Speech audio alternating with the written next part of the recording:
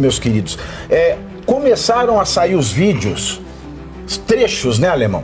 Começaram a ser disponibilizados, começou pela UOL, claro, UOL, pela esquerda, trechos das audiências, né, que fizeram a oitiva das testemunhas desse teatro de processo da tentativa de golpe.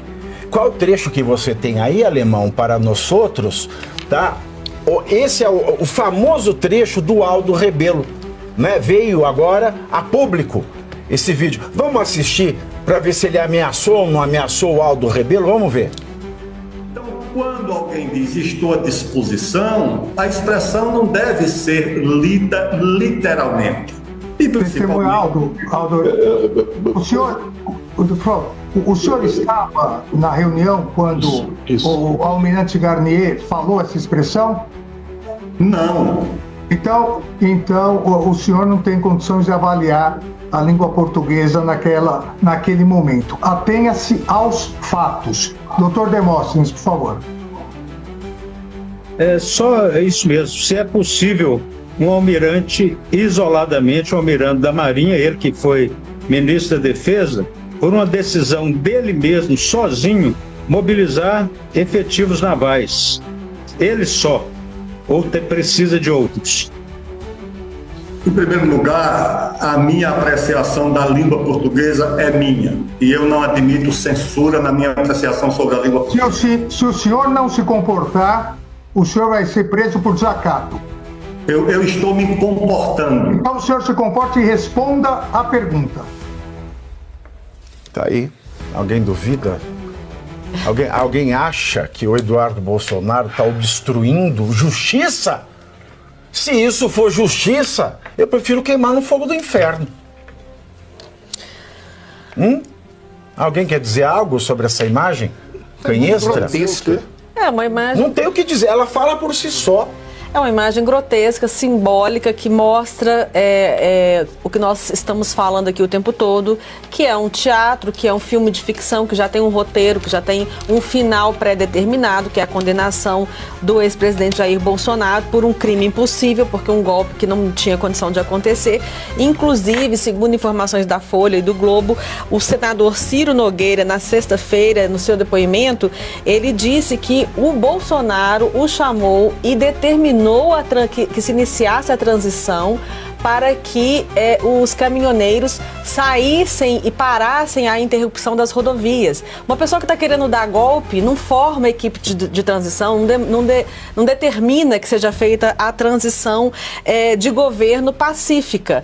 Então, assim, são várias situações que tornam esse processo totalmente ausente de provas robustas e totalmente inescrupuloso, com o objetivo de condenar o presidente Jair Bolsonaro. Mas o que mais é importante ainda, tão importante quanto, é a situação do Eduardo Bolsonaro, que nós estamos comentando aqui.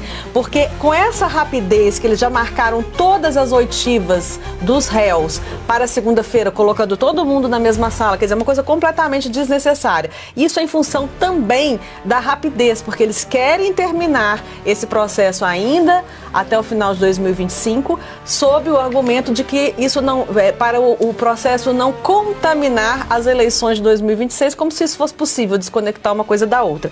E aí, neste aspecto, a base de aliados do presidente Jair Bolsonaro está dividida. Se deve se antecipar um nome presidenciável ou não, se o Bolsonaro deve fazer isso ou não. E aí fica um imbróglio, porque um dos nomes fortes, ou o nome hoje mais forte, é o do Eduardo Bolsonaro. Quer dizer, como que você vai antecipar se agora também ele está na mira do Alexandre de Moraes?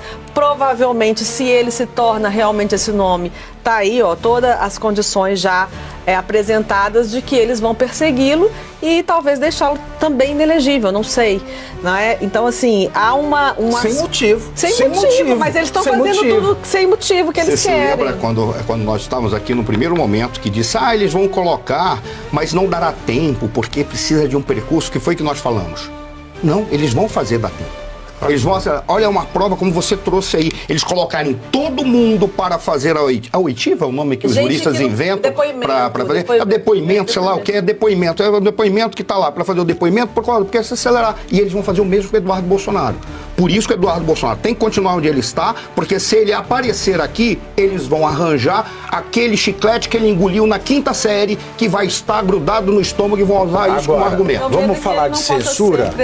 Vamos falar de censura porque nosso pesadelo pode chegar à realidade amanhã. Essa semana, né? Nosso pesadelo pode se concretizar.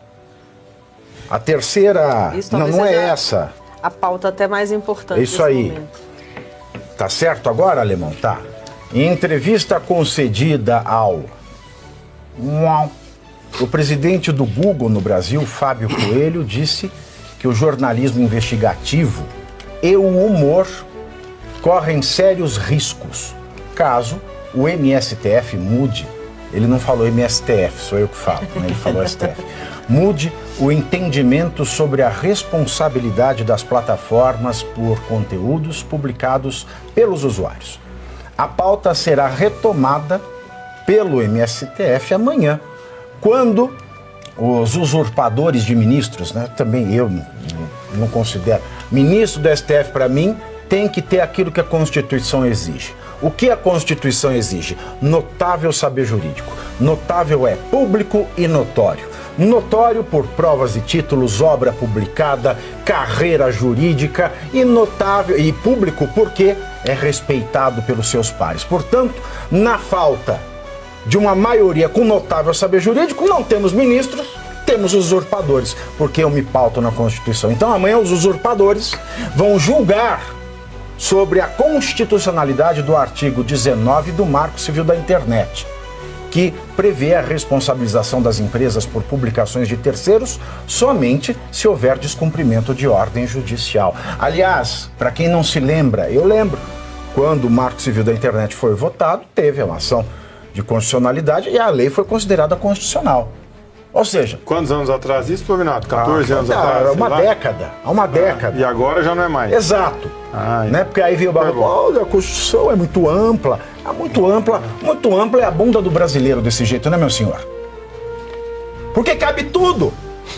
Fábio Coelho afirmou que apoia melhoramentos específicos e cirúrgicos no artigo, mas defendeu que a decisão sobre o que será considerado ilegal permaneça com a justiça. Aspas do presidente do Google aqui no Brasil. Caso a atribuição fique com as empresas, elas vão ter que preventivamente remover qualquer conteúdo que seja potencialmente questionável para evitar uma responsabilização ou um passivo financeiro. E numa ditadura, onde não há segurança jurídica, é melhor fechar a porta, né? E ontem, durante evento na Embaixada do Brasil na França, em Paris, o ministro Gilmar Mendes